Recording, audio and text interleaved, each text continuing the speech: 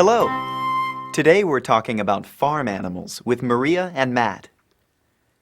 Maria, what are your favorite farm animals?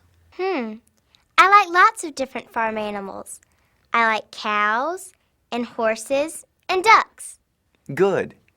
Matt, what are your favorite farm animals? I like cows too.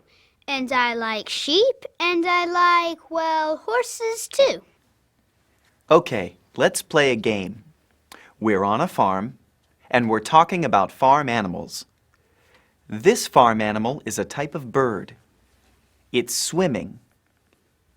What is it? Maria? It's a duck. Yes, it's a duck. Good. Okay, this farm animal has 4 legs, it's eating, and it's mooing. What is it?